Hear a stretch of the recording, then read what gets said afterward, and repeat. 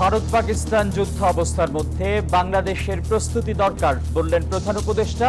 বিমান বাহিনীকে আধুনিক করার প্রত্যয়। বিচার কাজে বাধা ও হুমকির দায়ে শেখ হাসিনার বিরুদ্ধে আদালত অবমাননার অভিযোগ। অডিও বক্তব্যের ফরেনসিক প্রমাণ ট্রাইব্যুনালে। আদানি গ্রুপের সাথে বিদ্যুৎ চুক্তিতে কর ফাঁকির অভিযোগ খতিয়ে দেখছে দুদক। দুর্নীতির মামলায় বিএনপি নেতা আমান ও তার স্ত্রীর সাজা বাতিল। ভিসা সহ নানান জটিলতায় মক্কা যাত্রা আটকে আছে ৩৬ হজযাত্রী। সব সংকট কাটিয়ে নিবন্ধন করা সবাই হজে যেতে পারবেন বলছে কর্তৃপক্ষ। শ্রমিক মালিক স্বার্থ অক্ষুণ্ণ রেখে শ্রম আইন সংশোধন হচ্ছে জানালেন শ্রম উপদেষ্টা। চূড়ান্ত হবে আইএলওর সাথে বৈঠকে। পর্যাপ্ত সরবরাহের পরও অস্থির পেঁয়াজের বাজার। মাসের ব্যবধানে দাম বেড়েছে ২৩%। তদারকি জোরদারের পরামর্শ। এবং চট্টগ্রাম টেস্টে তৃতীয় দিনের দ্বিতীয় সেশনে ব্যাট করছে বাংলাদেশ। মিরাজের ব্যাটে প্রথম ইনিংসে টাইগারদের লিড ২০০-র পথে।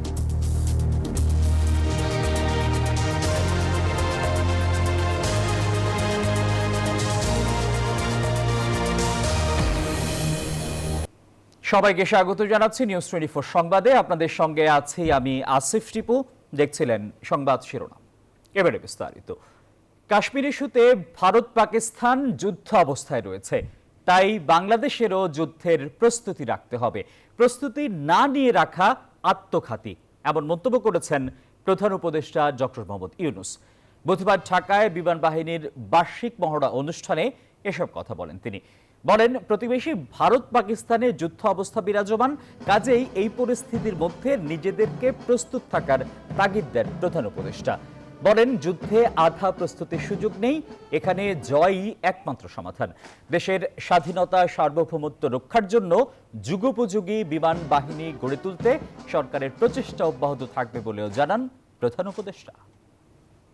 দেশের সার্বভৌমত্ব ও স্বাধীনতার প্রতি যে কোনো চ্যালেঞ্জ মোকাবেলায় একটি আধুনিক ও সদাপ্রস্তুত বিমান বাহিনী গড়ে তোলার লক্ষ্যে আমাদের প্রচেষ্টা অব্যাহত থাকবে।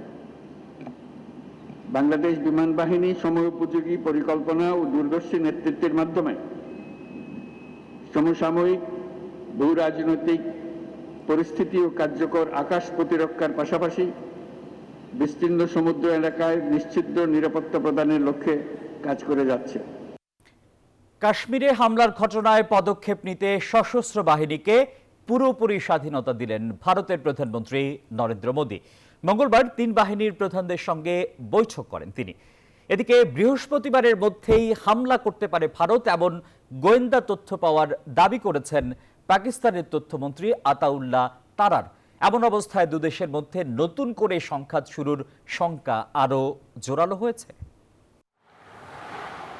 পাকিস্তানের সাথে চলমান উত্তেজনার মধ্যেই মঙ্গলবার ভারতের ৩ বাহিনীর প্রধানের সঙ্গে বৈঠক করেন প্রধানমন্ত্রী নরেন্দ্র মোদী। পেহেলগামে হামলার জেরে পাল্টা প্রতিক্রিয়ায় কখন কোথায় হামলা চালাতে হবে ভারতীয় সেনাবাহিনীকে তার সিদ্ধান্ত নিতে পুরোপুরি স্বাধীনতা দেন। এর পরপরই ইসলামাবাদ দাবি করল, আগামী ৩৬ ঘন্টার মধ্যে পাকিস্তানে হামলা চালানোর পরিকল্পনা করছে ভারত। এমন বিশ্বাসযোগ্য গোয়েন্দা তথ্য হাতে রয়েছে বলে মঙ্গলবার জানালেন পাকিস্তানের তথ্যমন্ত্রী আতাউল্লাহ তারার। ভারতের দ্বারা এই ধরনের যে কোনো সামরিক অভিযানের নিশ্চিত এবং সিদ্ধান্তমূলক জবাব দেয়া হবে। জাতি যে কোনো মূল্যে পাকিস্তানের সার্বভৌমত্ব এবং আঞ্চলিক অখণ্ডতা রক্ষার জন্য তার সংকল্প পুনর্ব্যক্ত করছে। এরই মধ্যে ভারতের সিন্ধু নদীর পানি বন্টন চুক্তি স্থগিতের প্রতিবাদে আন্তর্জাতিক পর্যায়ে অন্তত ৩টি বিকল্প আইনি ব্যবস্থা নেয়ার জন্য প্রস্তুত হচ্ছে পাকিস্তান। জম্মু ও কাশ্মীরের পার্কওয়ালে আন্তর্জাতিক সীমান্তে মঙ্গলবার রাতে ফের গোলাগুলি হয়েছে দুপক্ষের। এদিকে দুই দেশের উত্তেজনার প্রেক্ষাপটে সাবেক প্রধানমন্ত্রী ইমরান খানের মুক্তি ও জাতীয় ঐক্যের লক্ষ্যে সর্বদলীয় বৈঠকের আহ্বান জানিয়েছে পাকিস্তান তেহরিকে ইনসাফ। সোমবার পাকিস্তানের সিনেট অধিবেশনে এ আহ্বান জানান পিটিআই সিনেটর সৈয়দ আলী জাফর। ইমরান খান শামিল হয়। নিবির আমিন, নিউজ 24। বিচার কাজে বাধা ও হুমকি দেওয়ার অভিযোগে সাবেক প্রধানমন্ত্রী শেখ হাসিনার বিরুদ্ধে আদালত অবমাননার অভিযোগ উঠেছে। বুধবার দুপুরে আন্তর্জাতিক অপরাধ ট্রাইব্যুনালের মামলা শুনানিতে এ অভিযোগ আদালতকে জানিয়েছে প্রসিকিউশন। আইনজীবীরা জানান, একটি অডিও রেকর্ডের ফরেনসিক প্রমাণ পেয়েছেন তারা, যেখানে 226 জনকে হত্যার লাইসেন্স পাওয়ার দাবি করেছেন শেখ হাসিনা। এদিন ট্রাইব্যুনালের বিচার কাজ বাধাগ্রস্ত করা এবং হুমকি দেওয়ার অভিযোগে শেখ হাসিনার বিরুদ্ধে অবমাননার অভিযোগের উপর শুনানি হয়। আদানি গ্রুপের সাথে বিদ্যুৎ চুক্তিতে $40 কোটি শুল্ক ফাঁকির অভিযোগে খতিয়ে দেখছে দুদক। এ বিষয়ে রেকর্ডপত্র চেয়ে ইতিমধ্যে বিদ্যুৎ উন্নয়ন বোর্ড ও জাতীয় রাজস্ব বোর্ডকে চিঠি পাঠানো হয়েছে। চুক্তির সময় এনবিআরকে পাশ কাটিয়ে শুল্ক কর অব্যাহতি নেয় আদানি গ্রুপ। চুক্তিতে সাবেক প্রধানমন্ত্রী শেখ হাসিনার মুখ্য সচিব ও তৎকালীন বিদ্যুৎ সচিব আহমেদ কায়কাউস সহ বিদ্যুৎ উন্নয়ন বোর্ডে সংশ্লিষ্টদের যোগসাজশ খুঁজে পেয়েছে দুদক। এ সংশ্লিষ্ট নথিপত্র তলব করে এনবিআর ও বিদ্যুৎ উন্নয়ন বোর্ডে চিঠি দিয়েছে দুদক।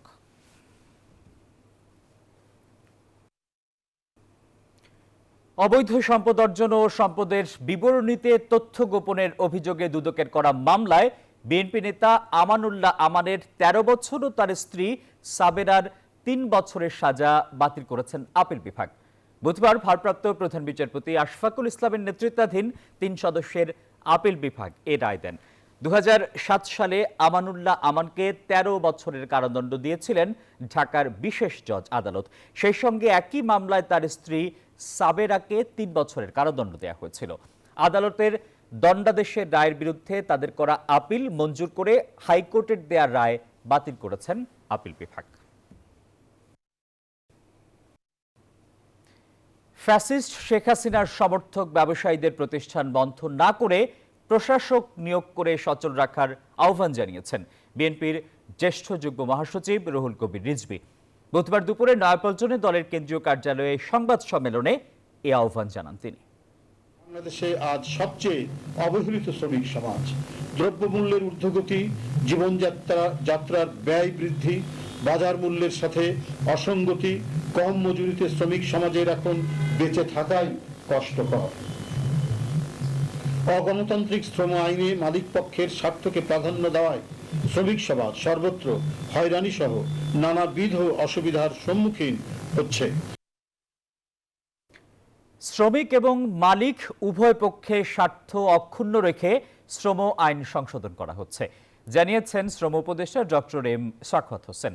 জুন মাসে সুইজারল্যান্ডে আইএলওর সাথে বৈঠক শেষে এবছরই আইনটি চূড়ান্ত হবে, যেখানে অগ্রাধিকার থাকবে শ্রমিকদের ন্যায্য অধিকারের বিষয়টি। সচিবালয়ে মে দিবস নিয়ে সংবাদ সম্মেলনে এসব কথা বলেন উপদেষ্টা। দেশের রপ্তানি আয়ের 80% আসে প্রচলিত শ্রম খাত অর্থাৎ ফরমাল খাত, যা পোশাক শিল্পকেই ধরা হয়। এ খাতে বর্তমানে প্রায় 60 লাখ শ্রমিক কাজ করেন, কিন্তু এর বাইরে নির্মাণ শ্রমিক সহ অনেক অপ্রচলিত শ্রম খাত রয়েছে, যার কোনো হিসেব সরকারের কাছে নেই। অন্তর্বর্তী সরকার এসব অপ্রচলিত খাতকে শ্রম খাতের মূলধারায় নিয়ে আসার চেষ্টা করছে, জানালেন শ্রম উপদেষ্টা। মে দিবস উপলক্ষে সচিবালয় সংবাদ সম্মেলনে কথা বলেন তিনি। বলেন, কর্মক্ষেত্রে শ্রমিকদের ন্যায্য অধিকার নিশ্চিতে এই সরকার আন্তরিক। শ্রম আইনে এসব বিষয় পরিষ্কার করা হবে। যা ছিল তিনি বিস্তারিতভাবে বলেছেন। শ্রমিক মালিক এক হয়ে গর্ব এদেশ নতুন করে। মে দিবসের এমন স্লোগানকে কেন্দ্র করে বৃহস্পতিবার সকালে র্যালি, আলোচনা সভা সহ দিনব্যাপী থাকছে নানা আয়োজন। শানাজি ইয়াসমিন, নিউজ 24, ঢাকা। এখনো সৌদি আরবের ভিসা পাননি প্রায় 23% হজযাত্রী। ফ্লাইট শুরুর পর 2 দিনে বিভিন্ন জটিলতায় আটকে গেছে অন্তত 36 জনের মক্কা যাত্রা। তাদের মধ্যে অর্ধেকের রয়েছে ভিসা সংক্রান্ত জটিলতা। তবে এবার সার্বিক ব্যবস্থাপনায় খুশি হজযাত্রীরা। কর্তৃপক্ষ বলছে, সব সংকট কাটিয়ে নিবন্ধন করা সবাই হজে যেতে পারবেন। স্বজনদের কাছ থেকে বিদায় নিয়ে আশকোনা হজ ক্যাম্পে ধর্মপ্রাণ মুসলমানদের এই ব্যস্ততা আল্লাহর ঘরের মেহমান হওয়ার। এখানেই 2 দেশের ইমিগ্রেশন শেষ করে মক্কার উদ্দেশ্যে উড়াল দিচ্ছেন তারা। মঙ্গলবার থেকে শুরু হওয়া হজ ফ্লাইটে 2 দিন মিলে মক্কার যাত্রী 9030 জন। মহান আল্লাহর সন্তুষ্টির আশায় দীর্ঘদিনের এই স্বপ্ন বাস্তবে রূপ নেয় সবার চোখে মুখেই প্রাপ্তির ছাপ। কৃতজ্ঞতা মহান সৃষ্টিকর্তার কাছে। আল্লাহর কাছে এই দোয়া করব যে আল্লাহ মুসলমানদের এই নির্যাতন থেকে আপনি রক্ষা করুন। সবার জন্য দোয়া করব, সকল মুসলমানের জন্য, বিশেষ বাংলাদেশের মুসলমানের জন্য দোয়া করব। আমরা যেতে পারতেছি, আল্লাহ আমাদের কবুল করছে, এই জন্য আমরা আল্লাহর কাছে হাজার হাজার শুকরিয়া। বিভিন্ন জটিলতায় 2 দিনে আটকে গেছে 36 জনের হজ যাত্রা। এর মধ্যে 18 জনের রয়েছে ভিসা জটিলতা। টিকিট সব হয়ে গেছে, ভিসাটা হয়নি। এর থেকে আমি ওনার সাথে কথা বললাম, উনি বললো যে 18 জনের নাকি সমস্যা আছে। 18 জন, এই 18 জন আজ ভিসা জটিলতা আছে। ইনশাল্লাহ ওরা আশা দিচ্ছে হবে ইনশাল্লাহ। হজ অফিস বলছে সংকট কাটাতে অনুরোধ করেছে বাংলাদেশ সরকার, আশ্বাসও দিয়েছে সৌদি কর্তৃপক্ষ। সৌদিস্থ হজ অফিসের আমাদের কাউন্সিলর এবং কনসাল হজ তারা কিন্তু নিয়মিতই হজ ও উমরা মন্ত্রণালয়ের সঙ্গে যোগাযোগ অব্যাহত রাখছেন এবং তারা আমাদেরকে আশান্বিত করেছেন যে কয়েকটি বিষয় ইতিমধ্যে পেন্ডিং রয়েছে, সেগুলো দ্রুত নিষ্পত্তি হবে। শেষ সময়ে ফ্লাইট সংকট কাটাতেও কাজ চলছে বলছে হজ অফিস। এবার বাংলাদেশ থেকে হজে যেতে নিবন্ধন করেছেন 87,100 জন। মাসুদ সুমন, নিউজ 24, ঢাকা। পর্যাপ্ত সরবরাহ থাকা সত্ত্বেও অস্থির পেঁয়াজের বাজার। 1 মাসের ব্যবধানে কেজিতে দাম বেড়েছে 23%। আমদানি বন্ধ থাকায় বেশি লাভের আশায় পেঁয়াজ মজুত করছে কৃষক। এই সুযোগে বাজার অস্থির করে তুলছে মধ্যস্বত্বভোগীরা। বাজার নিয়ন্ত্রণে তদারকি জোরদার করার পরামর্শ বিশেষজ্ঞদের। বিস্তারিত মরিয়ম আজিজ মৌরিনের রিপোর্টে। দেশের সবচেয়ে বড় পেঁয়াজের মোকাম রাজধানীর শ্যামবাজার। বিভিন্ন অঞ্চল থেকে পেঁয়াজ আসে এই বাজারে। এখান থেকেই কারওয়ান বাজার সহ রাজধানীর সব পাইকারি ও খুচরা বাজারে সরবরাহ হয় পেঁয়াজ। এখন পেঁয়াজের ভরা মৌসুম চলছে, তাই ব্যস্ত সময় পার করছেন শ্যামবাজারের ব্যবসায়ীরা। তবে সরবরাহ পর্যাপ্ত থাকলেও ঈদের পর থেকে অস্থির পণ্যটির বাজার। মানভেদে প্রতি কেজি পেঁয়াজ এখানে বিক্রি হচ্ছে 42 থেকে 45 টাকায়। 1 মাস আগেও যা ছিল 20 থেকে 25 টাকা। পার কেজিতে ওনারা ন্যূনতম 10 টাকা প্রফিট রাখবেই, তাহলে সে ওনাদের পারিশ্রমিকটা উঠবে। এই কারণে হয়তো 10 টাকা 15 টাকা মূল্য বৃদ্ধি দিচ্ছে। বাংলাদেশে যে পেঁয়াজ আছে এই পেঁয়াজে চলে, পেঁয়াজে কোনো ঘাটতি নাই।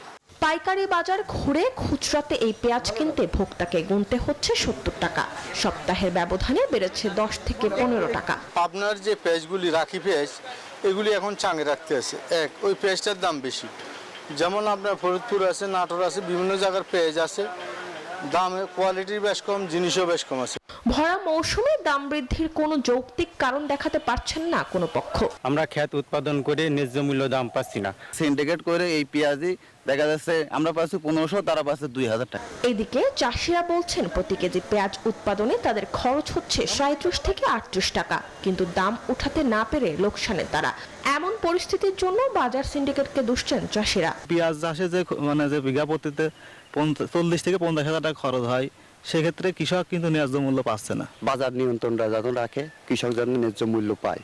এদিকে কৃষি অর্থনীতিবিদরা বলছেন আমদানি বন্ধ থাকায় বেশি দামের আশায় পেঁয়াজ মজুত করছে কৃষক। সরবরাহ ব্যবস্থাপনায় কোনো না কোনো জায়গায় আপনার ত্রুটির কারণে এটা মূল্য বৃদ্ধি পেয়ে থাকতে পারে।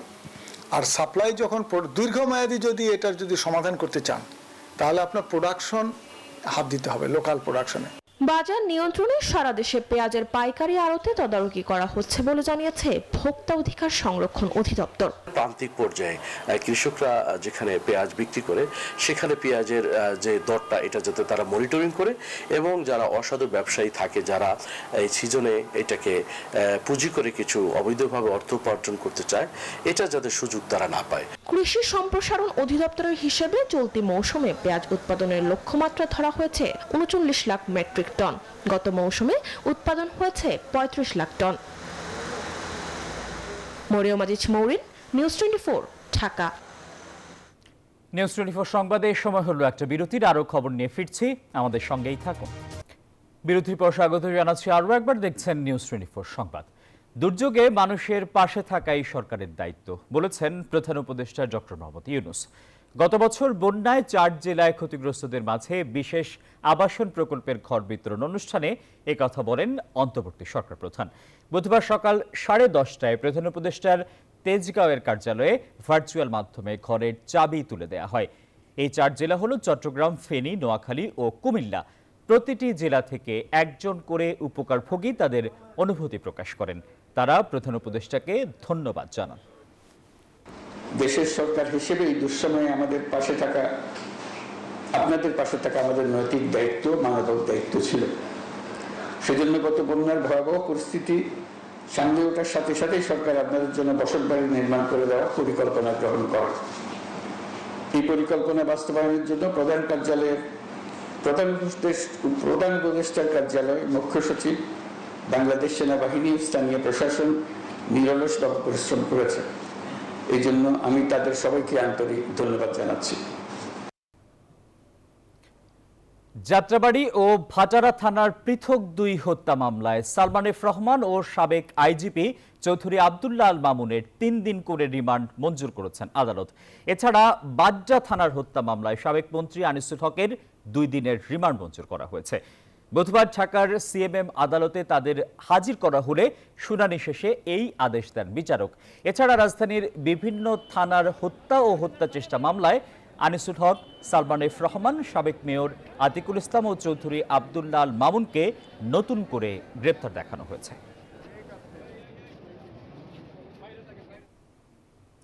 গাজীপুরের গাছা থানার দায়ের করা হত্যা মামলায় সাবেক মন্ত্রী দীপুমণি, কামরুল ইসলাম, সাধনচন্দ্র মজুমদার ও সাবেক প্রতিমন্ত্রী জুনায়েদ আহমেদ পলককে গাজীপুর মেট্রোপলিটন আদালতে হাজির করা হয় আজ। গাজীপুর মেট্রোপলিটন ম্যাজিস্ট্রেট আদালত 3-এর বিচারক ওমর হায়দারের আদালতে হাজির করে শুনানি করা হয়। শুনানি শেষে তাদের কারাগারে পাঠানোর নির্দেশ দেয় আদালত। আদালত সূত্রে জানা গেছে, বৈষম্য বিরোধী ছাত্র জনতার অভ্যুত্থানের সময় গাজীপুরের গাছা এলাকায় 6 জন নিহত হন। এ ঘটনায় অভিযুক্তদের বিরুদ্ধে মেট্রোপলিটন গাছা থানায় আলাদা 3টি হত্যা মামলা দায়ের করা হয়। রাজধানীর রমনার বটমূলে ছায়ানটের বর্ষবরণ অনুষ্ঠানে বোমা হামলা মামলায় ডেথ রেফারেন্স ও আপিলের উপর রায় আগামী 8 মে। বুধবার সকালে এই আদেশ দিয়েছেন হাইকোর্ট। গত 18 ফেব্রুয়ারি 2 বিচারপতির বেঞ্চ মামলাটি রায় ঘোষণার জন্য অপেক্ষমান রাখেন। ওই দিন মৃত্যুদণ্ড পাওয়া আসামিদের ডেথ রেফারেন্স ও জেল আপিলের উপর দুপক্ষের শুনানি শেষ হয়। 2014 সালে বহুল আলোচিত মামলাটির রায় ঘোষণা করেন ঢাকার 2য় অতিরিক্ত মহানগর দায়রা জজ আদালত। 2001 সালে রমনার বটমূলে ছায়ানটের বর্ষবরণ অনুষ্ঠানে বোমা হামলা চালানো হয়, প্রাণ হারান 10 জন। টানা 3 দিনের সরকারি ছুটিতে রাজধানীতে আলাদা জনসমাবেশের কর্মসূচি ঘোষণা করেছে 3টি দল ও সংগঠন। আন্তর্জাতিক শ্রমিক দিবস উপলক্ষে বৃহস্পতিবার দুপুর 2টায় রাজধানীর নয়াপল্টনে বড় পরিসরে শ্রমিক সমাবেশ করতে যাচ্ছে বিএনপি। সমাবেশে ভার্চুয়ালি যুক্ত হবেন দলের ভারপ্রাপ্ত চেয়ারম্যান তারেক রহমান। এছাড়া উপস্থিত থাকবেন মহাসচিব মির্জা ফখরুল ইসলাম আলমগীর সহ কেন্দ্রীয় নেতৃবৃন্দ। শুক্রবার বিকেল 3টায় জাতীয় মসজিদ বাইতুল মোকাররমের দক্ষিণ গেটে সমাবেশ করবে জাতীয় নাগরিক পার্টি এনসিপি। আওয়ামী লীগের বিচার, নিবন্ধন বাতিল এবং রাজনৈতিক কার্যক্রম নিষিদ্ধের দাবিতে এই সমাবেশ অনুষ্ঠিত হবে।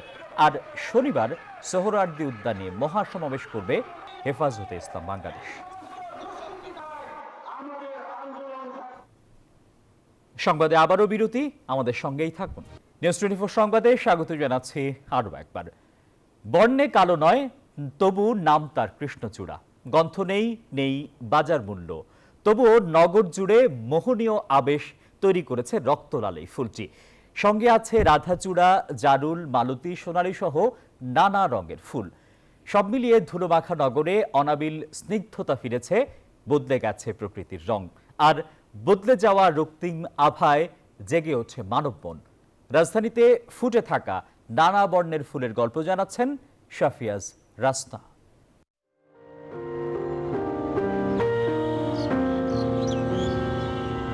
তপ্ত বৈশাখে নতুন রূপে সেজেছে ব্যস্ত নগরী ঢাকা। প্রকৃতির এমন রং দেখে মনে হবে পুরো শহরটাই একটা বড় ক্যানভাস, যেখানে আপন মনে রং তুলির আঁচড় দিয়েছেন ধ্রুপদী কোনো শিল্পী।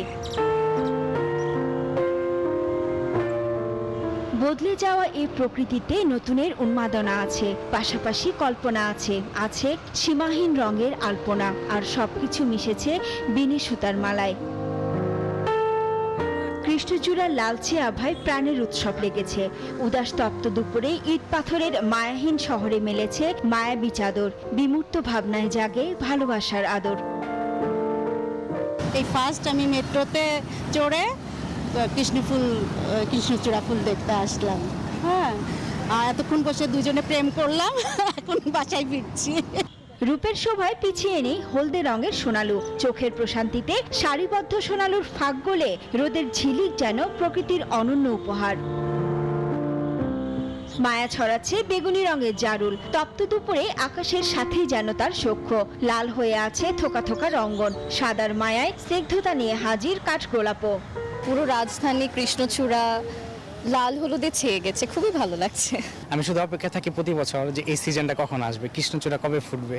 তো যখনই ফুটে আমি কখনোই বাদ দিই না। ধুলোবালি আর তীব্র গরমের মাঝে ফুলের এই সমারোহ ক্ষণিকের জন্য হলেও এনে দেয় প্রশান্তির বার্তা। নাগরিক মন খুঁজে পায় বেঁচে থাকার উদ্যম।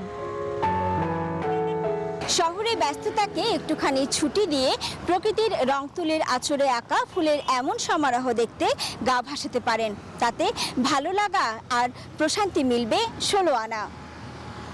শাফিয়া রাসনা, নিউজ 24, ঢাকা। কিশোরগঞ্জের হাওরে ধান শুকিয়ে ঘরে তোলার উৎসব চলছে। আনন্দে মেতেছে হাওরের কৃষাণীরা। তবে ধানের দাম নিয়ে হতাশ কৃষক। সরকার নির্ধারিত দামে ধান কিনতে কৃষকের তালিকা তৈরি হচ্ছে বলে জানিয়েছে কৃষি বিভাগ। টিটু দাসের তথ্য এবং ছবিতে ডেস্ক রিপোর্ট। কিশোরগঞ্জের হাওরে গ্রামের পাশে জমিতে তৈরি করা অসংখ্য খলায় ছড়িয়ে আছে সোনালী ধান। কেউ ধান শুকাচ্ছেন, আবার মেশিন দিয়ে ধান আর খলা আলাদা করছেন কেউ। চলছে ধান সেদ্ধ করার কাজ। সেই ধান শুকিয়ে আবার চাল তৈরি হচ্ছে। একই সঙ্গে চলছে খড় শুকিয়ে গাদা তৈরির কাজ। বৈশাখের হাওরে ধান ঘরে তোলার অন্যরকম উৎসবে মেতেছেন কৃষক। বৈশাখ মাসের একটা বড় উৎসব। আমরা এটা বৈশাখ মাসে এক বছরে একটা ফসল, এটা হলো আমরা বড় উৎসব।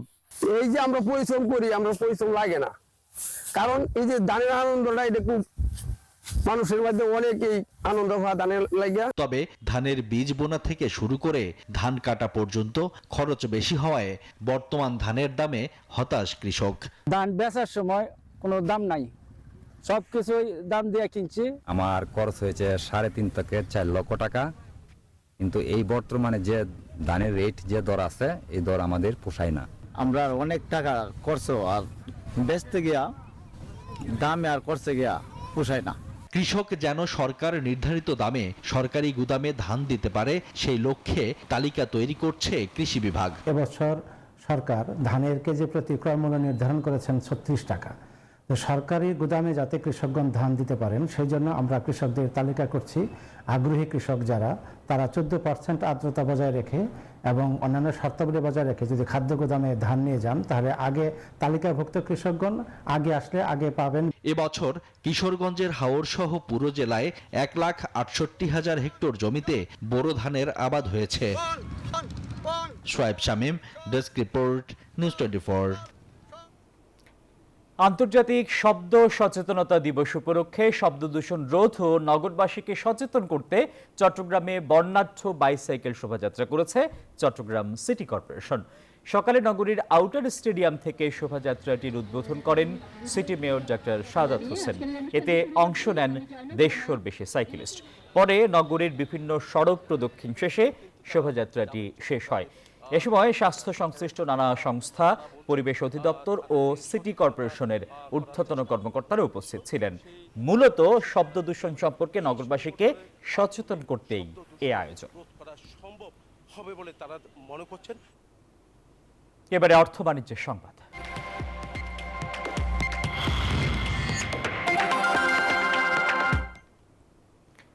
দুই মাসের নিষেধাজ্ঞা শেষে আজ মধ্যরাত থেকে ইলিশ আহরণে নদীতে নামছেন জেলেরা। নিষেধাজ্ঞা শেষ হওয়ার জন্য অধীর আগ্রহে রয়েছেন তারা। এরই মধ্যে তারা জাল, ট্রলারসহ মাছ ধরার সব সরঞ্জাম প্রস্তুত করেছেন। উৎসবের আমেজ বইছে জেলে পরিবারগুলোতে। এবছর লক্ষ্যমাত্রার চেয়েও বেশি ইলিশ আহরণ হবে বলে আশা মৎস্য বিভাগের। এর মাঝে দিয়ে মনে করেন রোজা গেছে, ঠিক আছে, আমাদের খুব দিন খুব কষ্টেই গেছে। আমরা খুব অসুবিধায় আছিলাম। এখন 1 তারিখে আশা করি নামবো, মাছ আছে কিনা আল্লাহ পাক জানে। মাছের কি পরিস্থিতি এগুলি অনেক আগে নামলে বুঝতাম কি মাছ কি আগের মতন আছে না মাছ কমে গেছে না মাছ বাড়ছে। গাঙ্গলাম ইলিশ মাছ ধরুম এই দিয়ে আসে। এবারকার অভিযান খুব সুন্দর মতো নইছে আর ফৌজঘাটও খুব সুন্দর মতো ডিউটি করছে। আন্তর্জাতিক প্রসঙ্গ।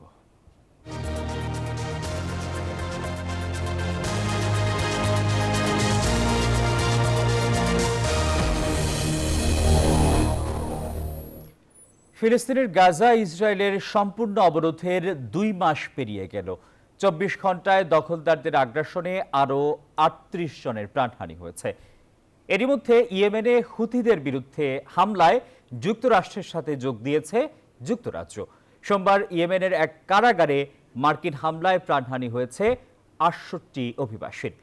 গাজার সংকট নিরসনে দ্বিরাষ্ট্র সমাধানের আহ্বান জানিয়েছে ফ্রান্স। টানা 2 মাস ধরে ফিলিস্তিনের গাজা উপত্যকায় অবরোধ আরোপ করেছে ইসরায়েল। কোনো খাবার প্রবেশ করতে না দেয়ায় দেখা দিয়েছে তীব্র খাদ্য সংকট। পানি এবং ওষুধ প্রবেশেও বাধা দেওয়া হচ্ছে। অনাহারে দিন পার করছে অসহায় ফিলিস্তিনিরা। এমন পরিস্থিতিতেও দখলদারদের হামলা চলছেই। প্রতিদিনই বাড়ছে প্রাণহানির সংখ্যা। ধ্বংসস্তূপের নিচে এবং রাস্তায় আটকা পড়ে আছে অনেক ভুক্তভোগী। এরই মধ্যে মঙ্গলবার জাতিসংঘের নিরাপত্তা পরিষদের বৈঠকে আবারও ইসরায়েল ফিলিস্তিনি সংঘাতের দ্বিরাষ্ট্রীয় সমাধানের আহ্বান জানিয়েছে ফ্রান্স। এদিকে ব্রিটিশ প্রতিরক্ষা মন্ত্রণালয়ের বরাতে বুধবার দ্য গার্ডিয়ান জানালো, ইয়েমেনে হুথি বিদ্রোহীদের বিরুদ্ধে যুক্তরাষ্ট্রের অভিযানে যোগ দিয়েছে ব্রিটিশ সেনারাও। গেল সোমবার ইয়েমেনে আফ্রিকান অভিবাসীদের বন্দী করে রাখা একটি কারাগারে মার্কিন বিমান হামলায় প্রাণ গেছে 68 জনের। নিবির আমিন, নিউজ 24। একবার রংপুরের গঙ্গাচড়া উপজেলায় বাঁশের সাঁকো দিয়ে ঘাগট নদী পারাপার হচ্ছেন 2 অঞ্চলের মানুষ। দীর্ঘদিন ধরে সেতু নির্মাণের দাবি জানানোর পরও সংশ্লিষ্টরা কোনো উদ্যোগ না নেয়ায় ক্ষুব্ধ স্থানীয়রা। অবশ্য এ ব্যাপারে আশ্বাস দিয়েছেন উপজেলা নির্বাহী কর্মকর্তা। সুজন আহমেদের পাঠানো তথ্য ছবিতে ডেস্ক রিপোর্ট। জীবনের ঝুঁকি নিয়ে এভাবেই বাঁশের সাঁকো দিয়ে যাতায়াত করছে স্থানীয়রা। স্থানীয়দের অভিযোগ, দীর্ঘ 55 বছর থেকে সেতু নির্মাণের দাবি জানিয়ে আসলেও এ ব্যাপারে সরকার কোনো উদ্যোগ নেয়নি। দুর্ভোগ লাঘবে প্রতি বছর বর্ষাকালে নিজেদের অর্থায়নে বাঁশের সাঁকো তৈরি করেন তারা। ব্রিজটা তো না হওয়ার কারণে এলাকার বিয়েও শাদী কিছু হয়েছিল না, লোকজন যাওয়া হয় না।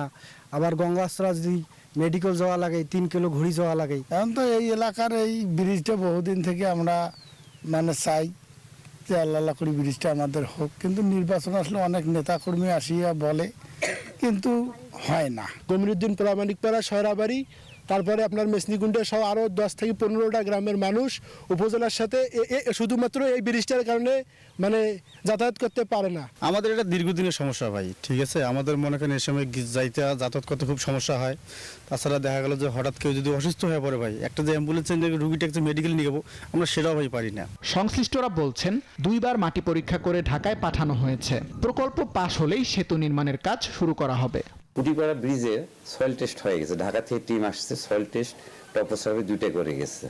কোন প্রজেক্টে ঢুকাবে এটা আমার জানা নাই, কিন্তু আমি জানি এই ব্রিজটা খুব দ্রুত কাজটা শুরু হবে। সরকার প্রকৌশল অধিদপ্তর ইতিমধ্যে ওই স্থানীয় এলাকাটা দেখেছেন এবং সয়েল টেস্ট করেছেন এবং এটা প্রস্তাব পাঠিয়েছেন। আমরা আশা করছি খুব দ্রুততম সময়ে এই বিষয়ে একটা প্রকল্প পাস হবে, যার মাধ্যমে ওই এলাকায় একটা ব্রিজ নির্মিত হলে অত্র এলাকার জনগণ চলাচলের ক্ষেত্রে অনেক সুবিধা পাবেন এবং তাদের এই সমস্যাটা সমাধান হবে। জনদুর্ভোগ লাঘবে গঙ্গাচড়ার ঘাগট নদীর উপর সেতু নির্মাণে উদ্যোগ নেবে সরকার, এমন প্রত্যাশা এলাকাবাসীর। তানভীর শান্ত, ডেস্ক রিপোর্ট, নিউজ 24। আর এই ছিল নিউজ 24 সংবাদের এখনকার আয়োজন। এতক্ষণ আমাদের সঙ্গে থাকায় সবাইকে ধন্যবাদ।